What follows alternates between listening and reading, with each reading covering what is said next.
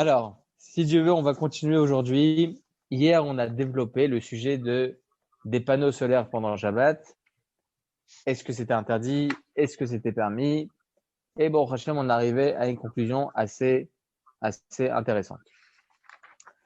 Mais aujourd'hui, on va développer un autre sujet. Ce sujet-là, pour les gens qui ont un Mishnah Berurah sur eux, c'est important d'ailleurs pour ceux qui ont la possibilité de se procurer un Mishnah Berurah, volume 3 sur les lois de Shabbat. Léon, c'est en fait un Shulchan Aruch où il y a là-bas un commentateur qui s'appelle Mishnah Berurah. C'est le Chafetz Chaim, qui a écrit ce commentaire là sur les lois de Shabbat et sur les lois en général. Alors, on est dans le Shulchan Aruch, Siman 318, Halacha 4. Ok. Tout d'abord, avant que je rapporte ce Shulchan Aruch là, je vais vous rapporter, comme j'ai l'habitude, déjà la source de la Halacha pour qu'on puisse, Bezrat Hashem, avancer ensemble. Tout d'abord, il faut savoir que l'on va développer maintenant le sujet de cuisson après cuisson. Est-ce qu'il y a un interdit de cuire après une première cuisson ou pas? Alors, on avait déjà un peu discuté de cela dans un de nos cours, mais Bezrat Hashem, là, on va beaucoup plus développer pour que l'on puisse ressortir avec beaucoup de halachot, si Dieu veut. C'est rapporté comme ça dans la Gemara, dans la Mishnah, pardon. C'est une Mishnah dans le traité Shabbat 145b. Ok? La Mishnah nous dit la chose suivante. Je vous le lis en hébreu, en araméen, et ensuite je vais vous traduire et vous expliquer. Il y a écrit comme ça. Kol sheba bechamin milifne Shabbat, shorin oto bechamin be Shabbat. C'est-à-dire, tout, tout plat qui a été cuit la veille de Shabbat, ça a été cuit. C'est un aliment qui est cuit la veille de Shabbat. On aura le droit pendant Shabbat de le faire chauffer. Au sens littéral, c'est pas vraiment ça, mais je vous explique la Gemara en même temps. Le faire chauffer, on a le droit, sans aucun problème. Bekol shloba mechamin me'erev Shabbat, tout ce qui n'a pas été chauffé la veille de Shabbat, madichin oto bechamin beshabbat, chutz min hamelach hayashan vikulia seispenin, shadachatan zoig malachtan. Le dernier passage de la Gemara, on va laisser de côté pour l'instant. On va plus s'intéresser sur le premier passage, qui est très, très, très important. La Mishnah nous enseigne que si on a un plat, on cuit tous nos repas la veille de Shabbat, ok, notre dafina, notre kala, comme vous avez dit au préalable, n'importe. En tout cas, on cuit tous nos repas la veille de Shabbat. Très bien. Alors, ce plat-là, la Mishnah nous dit qu'on a le droit de le chauffer pendant Shabbat, tout simplement, parce que étant donné qu'on a déjà cuit ce plat, pourquoi on devrait dire que le réchauffer sur la plata ou sur le feu, n'importe, ok, serait un interdit de la Torah de cuisiner? Non. J'ai déjà cuisiné ce plat, il ne cuit plus. Ça y est, c'est terminé. La Gemara nous rapporte un exemple. Kegon Maï, la Gemara se pose une question. Donne-moi un exemple. Toi, Rabbi Yehuda Anassi, qui a écrit la Mishnah, tu ne m'as pas donné d'exemple. Ça veut dire quoi? Un plat qui a cuit la veille de Shabbat. Alors, il nous enseigne ici, Amar Rav Safra, un des Tanim de la Gemara, vient nous apprendre Kegon Tarnegolta de Rabbi Abba. Comme le poulet que Rabbi Abba faisait chauffer pendant Shabbat. Il avait déjà cuit au préalable la veille de Shabbat. Et maintenant, on le demande, il avait l'habitude de le réchauffer pendant Shabbat. En tout cas, la Gemara vient nous apprendre que c'est permis de réchauffer un plat durant Shabbat sans aucun problème. Très bien. Alors, nous rapporte la Gemara l'exemple de Rabbi Abba qui avait l'habitude de chauffer son poulet, qu'il avait bien évidemment cuit la veille de Shabbat. On avait le droit de le réchauffer pendant Shabbat. Alors, sur cette Gemara-là, sur cette Mishnah, on avait rapporté une discussion dans les Rishonim. Ok. Les Rishonim se posent la question, est-ce que tout plat qui a cuit la veille de Shabbat, j'ai le droit de le réchauffer pendant Shabbat ou pas? Ça, on a développé hier. On a dit que selon certains, on n'a aucun problème de faire réchauffer un plat qui soit liquide ou solide. Aucune différence. C'est l'avis du Rambam, du Rashba, du Ritva, du Ran, etc., etc. Et nous avons un avis divergent qui est le Roche, le riz, Tosfot, etc., qui pensent, eux, que si c'est un aliment liquide, c'est un problème. Pour quelle raison? Parce qu'un aliment liquide, plus on le met sur le feu, plus on le met à chauffer, plus il va s'améliorer. Contrairement à un aliment sec, que plus on le met sur le feu, plus il va se détériorer. Très bien. Donc, le Shulchan Aruch, lui, il a tranché la halakha, Siman 318, que, effectivement, il y a un problème de réchauffer un plat qui était liquide. Maintenant, ce que vous dites, vous, David, c'est en ce qui concerne l'eau. On a développé hier le sujet de l'eau, que spécifiquement par rapport à l'eau, l'eau, selon la loi stricte, je précise bien selon la loi stricte, toute personne qui peut être plus stricte, il sera digne de l'orange. Mais il faut savoir que selon la loi stricte, on aurait le droit de prendre de l'eau qui a déjà chauffé la veille de Shabbat, qui a déjà chauffé, et maintenant qui a refroidi, j'ai le droit de la remettre sur la plata. Que de l'eau. Attention, que de l'eau. Pas verser de l'eau dans une dafina et tout ça. Non, je parle pas de ça. Je parle vraiment que de l'eau. Je sais pas, il y a eu une coupure de courant et j'avais une marmite d'eau sur ma plata. OK? Et je l'ai sortie. Est-ce que j'ai le droit de la remettre ou pas après que la plata soit rallumée? Oui, sans aucun problème. OK? Selon la loi stricte, encore une fois. Alors, on avait toujours dit, et comme ça, étrange de Shulchan Aruch, que tout aliment liquide, interdit de le réchauffer pendant Shabbat. OK? Interdit de le réchauffer pendant Shabbat. Maintenant, c'est qu'un aliment solide qu'on a le droit de remettre sur la plata pendant Shabbat, sans aucun problème. Maintenant, en ce qui concerne l'eau, effectivement, comme on a dit hier, étant donné que l'eau, ça se détériore, plus on va le chauffer, plus ça va se détériorer. Donc là, ça rentre dans la catégorie, entre guillemets, selon les paramétrages d'un aliment sec. OK? Donc, il se pourrait qu'on aurait le droit de réchauffer son eau pendant Shabbat. Maintenant, vous posez la question, David, par rapport à la dernière partie de la Gemara. Je vais vous rapporter tout de suite cette partie-là. C'est rapporté dans la Mishnah, pardon, la dernière partie de la Mishnah. Il y a écrit ici qu'un aliment qui n'a jamais été cuit, il y a écrit comme ça qu'on a le droit de le laver avec de l'eau chaude, mais c'est quoi? C'est du charabia. Non, ce sont des sortes de poissons très, très, très salés. Que la seule façon de pouvoir réchauffer, de pouvoir manger, de consommer ce genre de poisson, c'est de verser dessus de l'eau chaude. Ok? Si on ne verse pas dessus de l'eau chaude, c'est immangeable. Alors là, la Mishnah vient nous apprendre que ce genre de poisson interdit de verser de l'eau chaude dessus. Pourquoi? Parce que adachatan zoigmar melartan. Le fait que je verse dessus de l'eau chaude, je finis en fin de compte le travail pour que cet aliment soit consommable. Alors, selon ce que vous dites, vous me posez une question. J'ai un aliment qui n'est pas consommable maintenant, et j'ai envie de verser de l'eau bouillante dessus. Est-ce que c'est permis ou pas? Il semblerait que c'est semblable à ce que nous venons de dire. Tout aliment qui est immangeable, on n'a pas le droit de verser de l'eau bouillante dessus pour que ça devienne mangeable. On avait parlé de la semoule hier ou pas? Non. Alors justement, on va en parler tout de suite. Je m'étais posé la question depuis plusieurs années en ce qui concerne la préparation de la semoule pendant Shabbat. La semoule pendant Shabbat, est-ce qu'on a le droit de préparer de la semoule pendant Shabbat? Comment on prépare la semoule? Alors, je sais m'y faire, bon, je le fais souvent. C'est, on verse de l'eau chaude dedans, on met du sel, un peu d'huile d'olive, etc., un peu d'épices. On touille, on laisse à peu près recouvert 5 minutes, et après, on retouille après 5 minutes, et c'est bon. C'est mangeable. Avant, ce sont des graines qui sont sèches, qui sont dures. Donc, est-ce que ça serait permis, pendant Shabbat, de verser de l'eau chaude, en fait, de préparer une semoule pendant Shabbat? Je vous laisse répondre. Non, parce que ça ressemble au cas de la Mishnah. Ça voudrait dire qu'on termine quelque chose. C'est un des pâtiches, entre guillemets. C'est-à-dire mettre de l'eau, ça va améliorer le goût. C'est ça qui va donner la consistance au couscous. Ça va donner de la consistance au couscous. Et il semblerait, comme vous avez dit, ça ressemble aux poissons qui sont immangeables de cette façon-là, seulement si on verse de l'eau chaude dessus. Donc là, il s'agit d'un élément qui est immangeable et qui va être mangeable maintenant. Cette semoule-là, elle va être mangeable. Il y a d'autres avis? Y Il y a-t-il aurait une un discussion problème de mouxé. acharonyme? Comment? Il y aurait peut-être même un problème de mouxé, parce que s'il n'est pas mangeable, il n'a pas d'utilité, Shabbat. Alors ça, je vais expliquer en tout cas, pour expliquer ce que vous venez de dire, il faut savoir que des aliments qui sont immangeables, ils sont mouxés pendant Shabbat. C'est écrit comme ça dans le Siman 308 du Shulchan Aruch. C'est rapporté comme ça, c'est rapporté déjà dans la Gemara, que par exemple, vous allez avoir du poisson qui est cru, qui est immangeable de cette façon. Alors, il faut savoir que ce poisson, il est mouxé pendant Shabbat.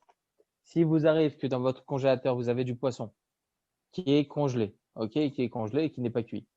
Et vous avez derrière vos chalotes, interdit de prendre avec vos mains et de retirer le poisson. C'est interdit. Parce que le poisson, il est mouxé. Je vous explique, mouxé, c'est quoi? C'est comment on dit ça? Un objet qui est interdit de toucher pendant Shabbat. Il y a certaines choses qui sont interdites de toucher pendant Shabbat parce que ça se réfère à la semaine. Ok?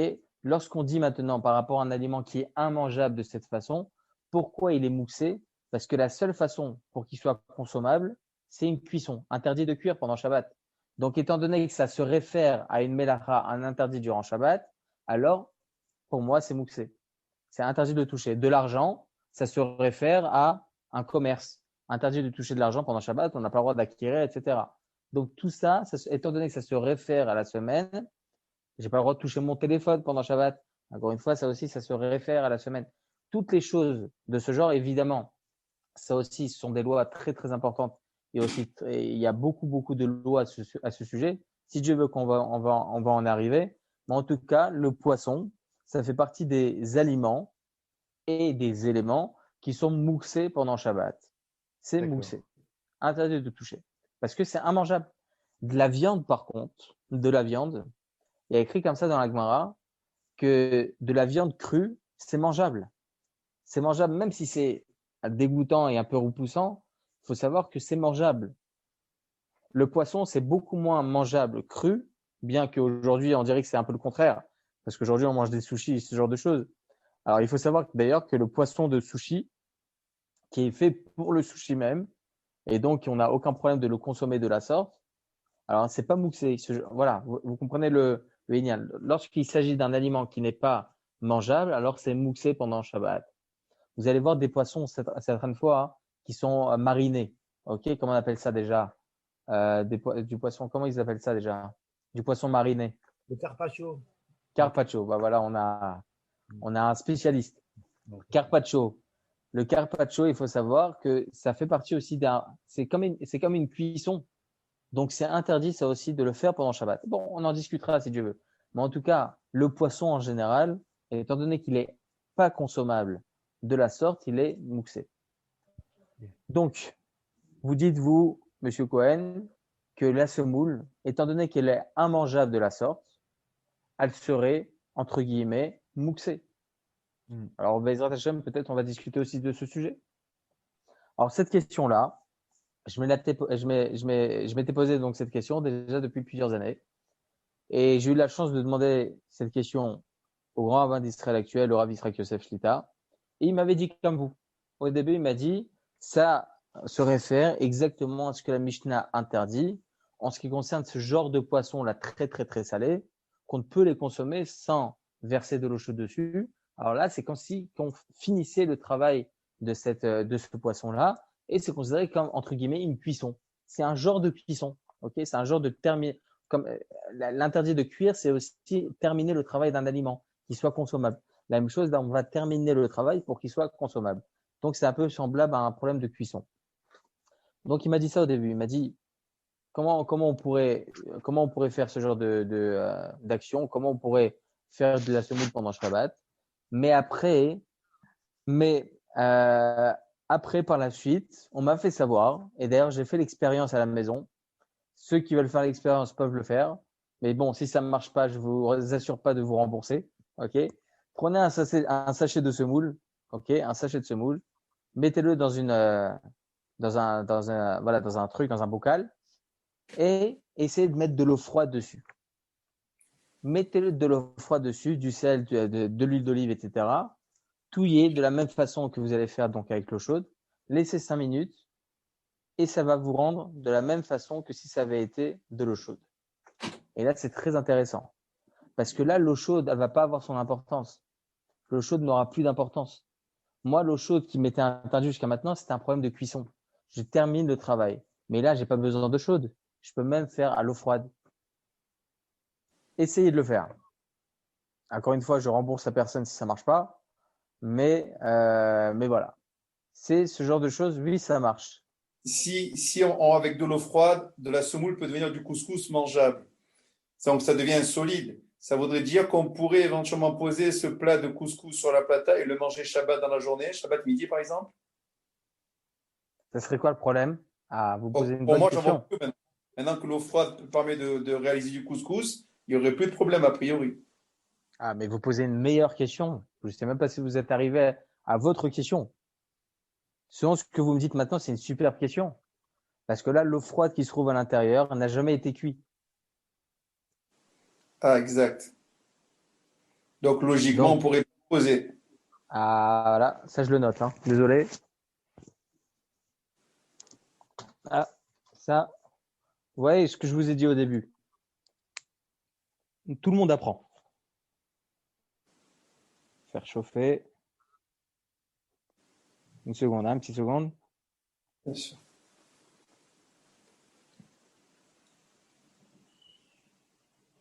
Voilà. C'est une très bonne question. Ça me rappelle par rapport aux beignets. Vous en avez parlé? Dans les beignets, ils mettent aujourd'hui de la confiture, mais diluée avec de l'eau. C'est commercial. Pour, pour ne pas trop perdre de confiture et pour qu'il y ait plus de confiture pour plus de beignets. Ils diluent donc la confiture au jour d'aujourd'hui avec de l'eau du robinet directement. Quand est-ce qu'ils mettent la confiture? Bien évidemment, après la cuisson du beignet. Ils prennent comme une pipette comme ça, ils font rentrer la confiture à l'intérieur. Donc, l'eau qui se trouve à l'intérieur du beignet, elle n'a jamais été cuite. Donc là, effectivement, on pourrait se dire que là, on transgresse un interdit de cuire pendant Shabbat. Prendre de l'eau qui n'a jamais été cuite la veille de Shabbat, on n'a pas le droit de la mettre sur la plata. C'est évident. Ok? Il faut que ça soit déjà un aliment qui est cuit et préalable, au minimum. Donc, ça me fait rappeler un petit peu ce que vous dites, vous, par rapport à la semoule. Si la semoule, on peut la faire à l'eau froide, ok, alors on devrait interdire de la réchauffer ensuite sur la plata pendant Shabbat. Laissez-moi vérifier ça, Bezrat Hashem. Ah. Selon ce qu'on vient de dire, de la semoule, étant donné qu'on peut la faire à l'eau froide, ça ne devrait plus rentrer dans l'interdit de cuire. Ça ne devrait plus rentrer dans l'interdit de la finition d'un travail. Je vais vous lire en quelques secondes ce que dit le Mishnah Berurah à ce sujet. Siman 318, alinéa, Sif Katan, Lamed Vav.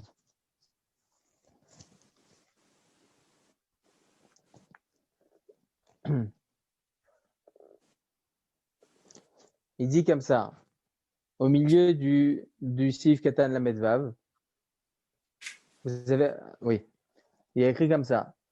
Aval dvarim sheyecholim leochlam aleda adachat ma'in sonenim. Mais des aliments, je vous traduis, des aliments qui peuvent être consommés juste en y versant de l'eau froide. En isur adichan bechamin mikli sheni. Il n'y a pas d'interdit de verser dessus de l'eau chaude directement d'un second ustensile. Il faut savoir que selon la halakha, il y a une différence entre une marmite que l'on va mettre sur le feu et un verre. La marmite, elle est directement sur le feu, directement sur la plata. C'est ce qu'on appelle l'ustensile primaire dans lequel on va cuire. Ça s'appelle kli rishon. Le jargon halachique, c'est kli rishon, premier ustensile. Lorsqu'on va verser de cette marmite-là, on va verser dans un verre ou bien dans une assiette. L'assiette, elle va être appelée second ustensile. Au second niveau, c'est le second ustensile. C'est pas l'ustensile qui était sur le feu, c'est pas l'ustensile dans lequel on a cuit, c'est le second ustensile. Et c'est quoi la position halachique entre les deux ustensiles? Eh bien, il faut savoir qu'une marmite qui était sur le feu, ok, reste toujours dans cette catégorie-là, rishon. Il sera interdit de verser de l'eau à l'intérieur directement du robinet, par exemple, même si on a sorti la marmite, on l'a mise sur notre plan de travail, elle est encore brûlante, interdit de mettre de l'eau froide à l'intérieur. Pour quelle raison? Parce que les parois de la marmite vont continuer et continuer et continuer à cuire ce qui va rentrer à l'intérieur de la marmite. Alors qu'à partir du moment où je verse de la marmite et je verse dans une assiette, l'assiette, les parois à la base, elles étaient froides. Maintenant, elles sont devenues chaudes à cause de l'aliment. Mais en fait, les parois, ils vont être là, ils vont refroidir le plat. Ils vont plus réchauffer le plat, ils vont refroidir le plat. Pour cela, voilà donc la différence entre Kli Rishon et Kli Sheni. Je vous donne un exemple simple. Le Tosfot, un des Rishonim, il y a à peu près 900 ans, qui a été commentaire du Talmud, il écrit comme ça, dans le traité Shabbat, il écrit que Kli Sheni lo mevashel, c'est-à-dire le second ustensile, ne cuit pas.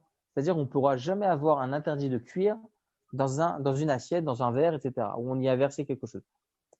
Impossible. Le second ustensile ne pourra pas faire office de cuisson. Je vous donne un exemple simple pour comprendre ce que je viens de vous dire. Vous avez un café.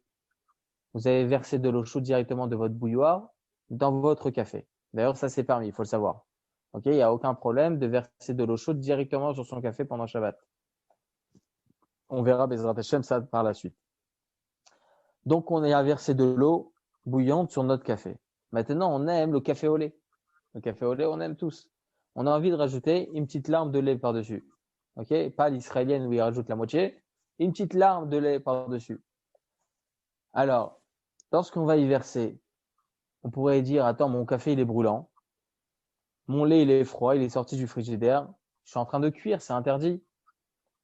Non, la halakha nous dit que non, tout simplement parce que Kli Sheni lo mevashel, mon verre, il est considéré comme étant le Kli Sheni, le second ustensile. Le second ustensile ne pourra jamais faire office de cuiseur.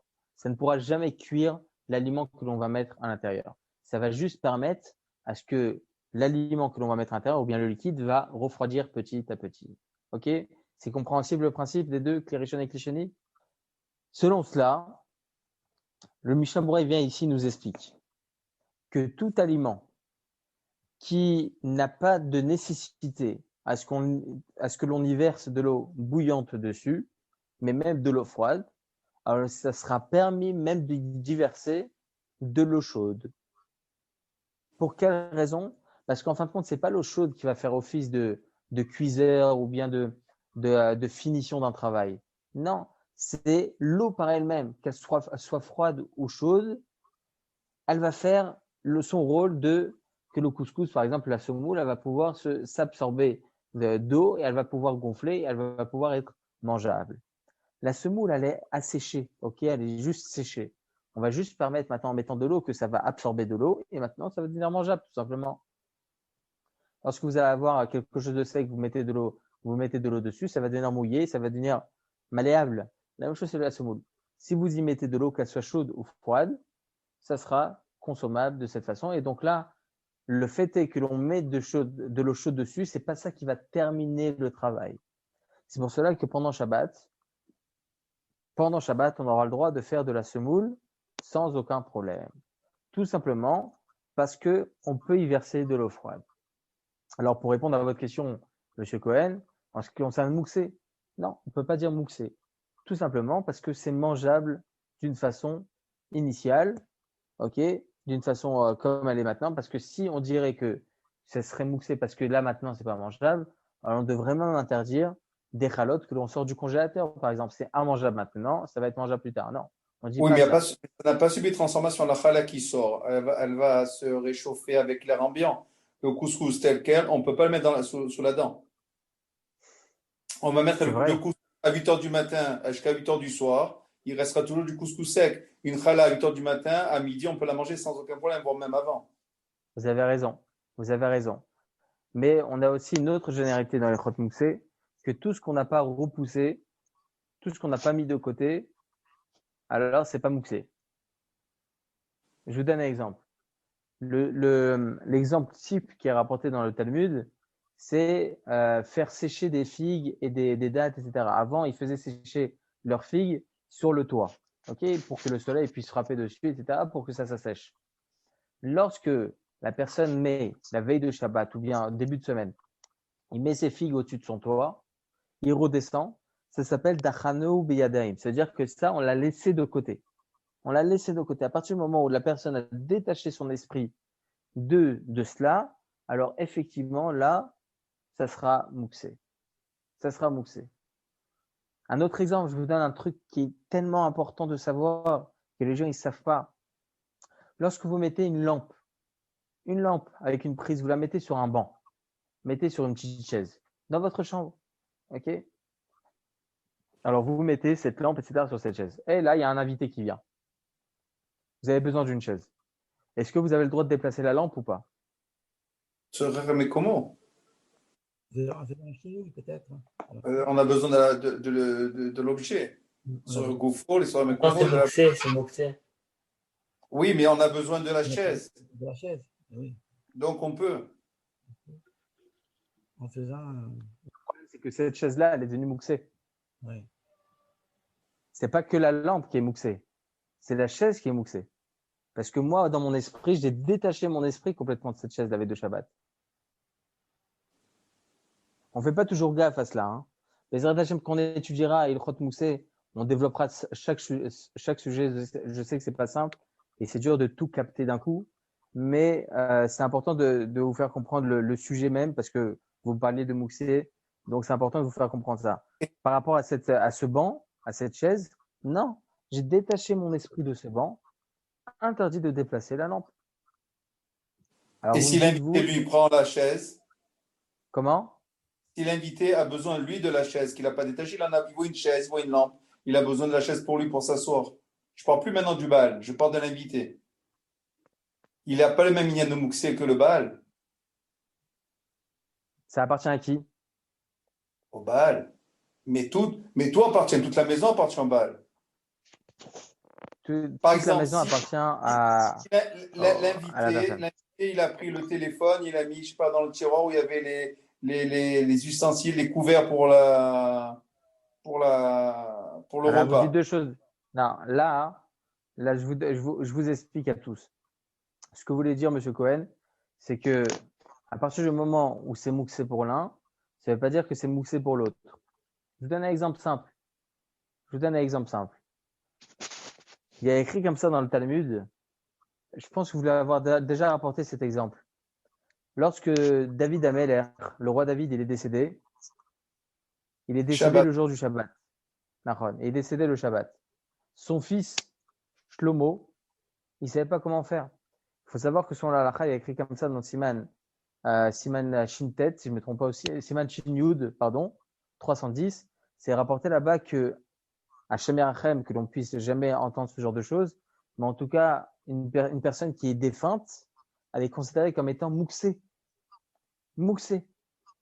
Alors, bien évidemment, c'est pas le moment de développer ce sujet, mais bien évidemment, il faut savoir que selon la halakha, on autorise de certaines façons, etc. Bien évidemment. Mais lorsque David Ameller, le roi David, il est décédé, Shlomo Ameller, il savait pas comment faire. Comment je vais déplacer mon père? Comment vous savez comment il est décédé, David Ameller? David Ameller, il est tué à chaque seconde. Chaque seconde. Quand il a su que selon ce qui lui était destiné, il devait décéder un jour de Shabbat, il s'est dit, Hachem, il ne pourra jamais reprendre mon âme si j'étudie, si j'accomplis une mitzvah. Akadosh Baruch Hu, jamais il prend l'âme d'une personne lorsqu'il accomplit une mitzvah, lorsqu'il est en train d'accomplir une mitzvah. Après, bon, on ne rentre pas dans certains détails, dans quel cas, etc., parce qu'on a vu des cas comme ça. Très échelon, bon, on ne vient pas maintenant remuer les dynimes d'Akadosh Baruch Hu, les jugements d'Hachem. Mais en tout cas, lorsque David Ameller, le roi David, il a su qu'il allait devoir décéder le jour du Shabbat, il faisait en sorte d'étudier à chaque instant. D'ailleurs, vous savez, lorsque Yaakov Avinu, vous connaissez tous l'histoire avec nos patriarches, lorsque Yaakov Avinu, il a pris le droit d'aînesse de Esav, il s'en prend, bon, ça aussi, c'est pas le sujet. Quand il a pris le droit d'aînesse, Esav, donc son frère, qui était un mécréant sadique, bon, il a dit, j'attends que mon père décède, comme ça il dit ça, j'attends que mon père décède, et à ce moment-là, je pourrai le tuer, mon frère Yaakov. Pourquoi il a voulu que son père décède avant? Bon, on a l'explication simple, il n'a pas voulu tuer son frère devant son père. Bon, on peut comprendre. Mais les commentateurs, ils expliquent autre chose.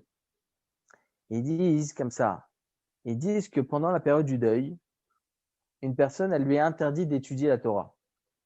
Interdit d'étudier la Torah. Bien évidemment, c'est une misva de continuer à étudier les choses qui concernent le deuil, évidemment. Mais la personne, elle est moins à même à étudier, elle a moins de choses à étudier, donc elle étudie beaucoup moins. Donc, Esav, il savait que la seule façon de pouvoir tuer Yaakov, c'est lorsqu'il n'étudie pas la Torah. Donc, il a dit la chose suivante, il a dit, j'attends le deuil de mon père, qu'il puisse être en deuil pour que je puisse le tuer. C'est intéressant. En tout cas, David Ameller, donc, il s'est dit que, étant donné que le jour du Shabbat, c'est un jour où il devait mourir, il s'est dit, chaque seconde, je vais étudier la Torah.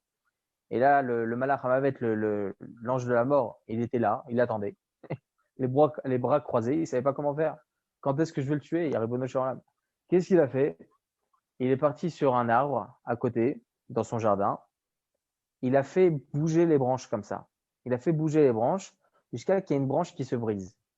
Lorsqu'il a vu ça, lorsqu'il a entendu ça, David Ameller, il s'est dit peut-être c'est des brigands qui sont là. Il est vite sorti de sa pièce d'étude. Il est descendu et l'ange de la mort, il a pris à ce moment-là, il est mort sur les marches des escaliers. C'est à ce moment-là qu'il est décédé.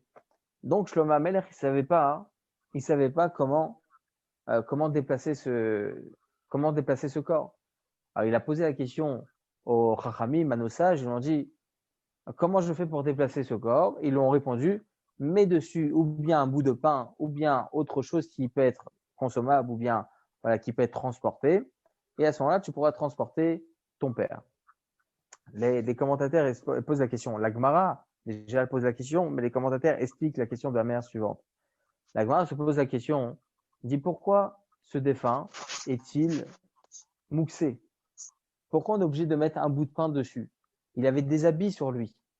Il avait des habits. Ses habits, eux, ils sont pas mouxés. Le défunt, il est mouxé, mais ses habits, ils sont pas mouxés. Donc, ça pourrait faire office de quelque chose d'important. Et comme ça, on pourrait déplacer le corps. La Gemara de répondre non, impossible. Pourquoi? Parce que ces habits-là, ce sont des habits de roi. Les habits de roi, ils sont immétables pour personne. Donc, étant donné qu'ils sont immétables pour personne, ils sont mouxés pour les autres. Même pour son fils Shlomo? Alors, justement, la Gemara de continuer, mais son fils Shlomo, lui-même allait devenir roi. Donc, pourquoi lui seraient ces habits-là interdits pour lui? Pourquoi seraient ces habits pour lui mouxés? La Gemara de dire que, en fin de compte, étant donné que la plupart, les 99,9% des gens pour eux c'est mouxé, on ne peut pas définir que pour lui c'est pas mouxé. Oui, dites-moi. Mais dans Melachim Aleph, il est intronisé roi du vivant de David, donc il était déjà roi, Shlomo. Oui. Donc il pouvait éventuellement, il n'y avait pas de problème pour lui d'utiliser les habits de son père, puisque lui-même était déjà roi. Et David n'était plus roi en fait. Exactement. Mais en réalité, la Gemara veut nous apprendre les lois d'un défunt. C'était pas spécialement pour son cas à lui. Ah d'accord. C'était pas spécialement pour son cas à lui. Ok, comme ça ils expliquent les commentateurs. En tout cas, on voit de là quelque chose d'important. On voit que les lois de Mouxé peuvent concerner une personne comme ne peuvent pas concerner une autre personne. Lorsqu'il y a pour une personne un habit pour lui, c'est important. Pour l'autre, il le jette à la poubelle. Alors pour le second, pour lui, cet habit-là, il sera moussé. Et pour Réhouven, ce sera permis. Donc pour chaque personne, les lois de Moussé ne sont pas définies de la même façon. Chacun a une loi différente. Chacun, comment il voit les choses différemment. Je vous donne un autre exemple de Moussé. Un truc très d'actualité. Très, très d'actualité. Un téléphone. Un téléphone, c'est Moussé. Oui. Un téléphone, on ne peut pas le toucher pendant Shabbat. On ne peut pas le déplacer pendant Shabbat. Évidemment. Maintenant, ce qui intéressera, est-ce que ce téléphone, il nous est important à nos yeux ou pas? Est-ce que ce téléphone, on fait attention qu'il ne tombe pas, il faut pas le mettre par terre, il faut pas le donner à nos enfants, etc. Est-ce que, pour moi, je fais attention à ce téléphone comme à la prunelle de mes yeux, ou bien non? Ou bien je m'en fous, je le laisse, etc. Même dans cela, il y aura une différence en ce qui concerne la halakha. La halakha nous dit que si j'y fais très, très, très, très attention tout le temps, ça rentre dans la catégorie d'un mouxé qui est appelé mouxé mechamat chisaronki. C'est-à-dire que j'ai peur qu'il se cache, j'ai peur qu'il se détériore et tout ça. Et dans ce cas-là, interdit de le déplacer dans tous les cas, même s'il est sur ma table et j'ai besoin de la table, même si je ne sais pour quelle raison, mais en tout cas, dans certains cas, je peux déplacer un mouxé. Mais lorsque ce moussé, j'y fais très, très, très attention, en général en semaine, j'ai même pas le droit de le déplacer pour ça. Mais là, encore une fois, tout dépend de chaque personne. Si moi, j'y fais attention, pour moi, ça sera interdit. Si mon copain n'y fait pas attention, pour lui, ça sera pas interdit. Encore une fois, les lois de moussé sont différentes pour chaque personne. C'est pour ça qu'on peut pas définir que c'est moussé à 100%. Parce que peut-être pour tel oui, pour tel non. Mais lorsqu'il y a une personne qui vient chez moi, à la maison, chez moi, pour moi, c'est moussé et pour lui, c'est pas moussé. Non, on pourra pas dire ça. Parce qu'étant donné qu'il est chez moi, tout ce qui est chez moi et qui est pour moi moussé, ça sera pour lui aussi moussé. Ok. Très bien. C'est pour ça que si maintenant cet homme-là, cet invité, il vient, il met son téléphone dans mon armoire, dans mon tiroir, je peux plus déplacer mon tiroir. C'est pas là à ce moment-là, lui, il pourra pas nous rendre mousser notre maison, c'est impossible. Ça m'appartient à moi. Donc pourquoi lui il pourrait me rendre mousser ma maison? Non, c'est son problème. Il a mis ça ici, c'est pas mon problème. Donc voilà, bon, on verra Bezrat Hashem quand on sera dans les lois de Mouxé. Mais en tout cas, pour ce qui est de la semoule, vous vous rendez compte, là, on est parti de la semoule, Shem Rachem. On est parti jusqu'au défunt. Vous vous rendez compte? Tov, pour la semoule qui est mangeable et consommable. Ration. Mais Ravata, de nouveau pour revenir sur la semoule, si dans un keli chéni, j'ai mis de l'eau chaude, et maintenant que l'eau chaude, je verse ça sur la semoule. Donc on pourra avoir du couscous chaud, sans problème alors. Vous les versez directement d'où exactement? Non, je prends du keli rishon, je verse dans le keli chéni. Du keli chéni, je verse dans la semoule, qui devient keli shlishi. Alors Donc ça, je c'est peux avoir permis. Ça, c'est chaud. permis. Oui. Et pourquoi on interdit directement du kumkum? Pourquoi ça serait interdit? Pourquoi ça serait interdit? Il faut savoir que la semoule par elle-même, elle n'est pas cuite à 100%. Elle n'est pas cuite à 100%. Donc, le fait que l'on va verser directement de la bouilloire, ça va continuer à cuire un petit peu à cause de cela. Donc là, il faut faire attention. Ok. C'est pour ça qu'on demande que du second cli. C'est-à-dire, vous prenez votre bouilloire, vous versez dans un verre, et du verre, directement, vous versez dans la semoule. Là, il n'y a pas de problème. Donc là, on parle de l'echatki, on est bien d'accord, pour la semoule. Oui, c'est permis. C'est L'echatki. sûr et certain, comme je l'ai dit, oui. Mais comme je le dis tout le temps, ce genre de choses, si on a la possibilité de le faire la veille de Shabbat, évidemment. Évidemment, il vaut mieux tout faire la veille de Shabbat et tout ça pour ne pas rentrer dans des marloquettes, dans des discussions à l'Afrique et tout ça. Mais si la personne s'est rendue compte pendant Shabbat, j'ai oublié de faire ma semoule, alors là, ça sera permis.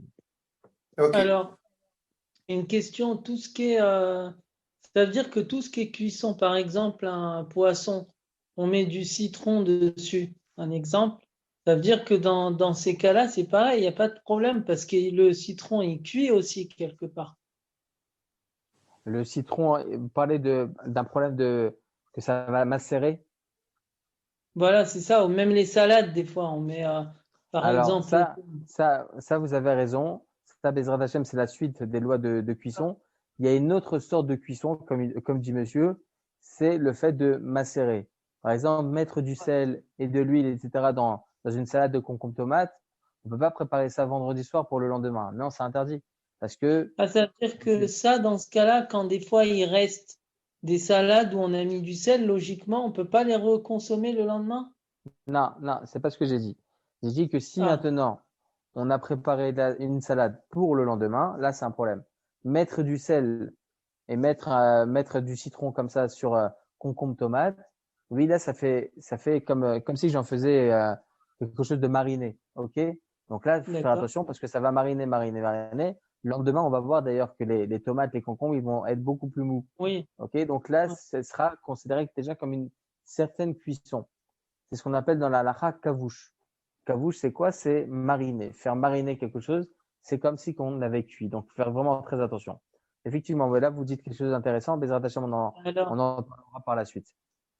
D'accord. Mais alors, si on ne le garde pas, parce que moi c'est mon cas, mais si on ne le garde pas pour le lendemain et qu'on le consomme uniquement le soir même, mais on est déjà dans le Shabbat, c'est pas un problème? C'est pas un problème. Si vous le mangez de suite, il n'y a pas de problème. Ah, d'accord, mais il ne faut pas le garder pour le lendemain, quoi.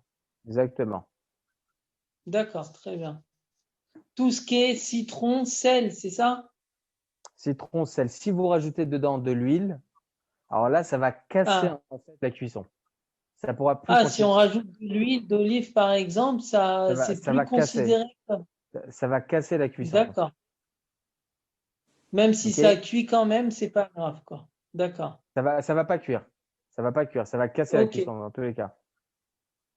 D'accord, très bien. Ok. Il y a un temps de préparation avant de le consommer. C'est-à-dire que si je le Une demi-heure à peu près. le À peu matin, près une demi-heure. une demi-heure. D'accord. À peu près. À partir du moment où vous sortez de la choule, de la synagogue, votre femme à peu près, elle sait que c'est à peu près à ce moment-là. Je Elle prépare. peut préparer depuis ce moment-là. Ou bien même vous rentrez à la maison, vous voulez vous-même préparer. D'accord. À peu près une demi-heure avant le repas. D'accord. Une demi-heure avant le repas, c'est considéré comme étant le plus proche du repas. D'accord. Ok. Même si cette fameuse salade, on la mange dans 3 heures après, on est bien d'accord. Justement, il faut que ce soit le plus proche du repas, c'est ce que j'ai dit. Non, mais si imaginons que moi, je ne veux pas manger de salade, j'aime manger la salade à la fin. Je Ah l'ai non, il n'y a aucun préparée. problème. C'est Tant ça, que, on est tant bien que vous d'accord. commencez votre repas, C'est à vous partir faites du moment partie où du on repas, même si, voilà. On ne parle pas du moment de consommation, on parle du moment où on va commencer le repas. Très bien. Ok, messieurs, je donne cours dans 3 minutes. En tout cas, Razak ou Barour, on se revoit Zach, avec l'aide demain. Et voilà. Ok? Toda, Rabbi. Allez, Tov, Samer. Bonne soirée, Salut. Directeur. Au revoir. Hanouka Samer.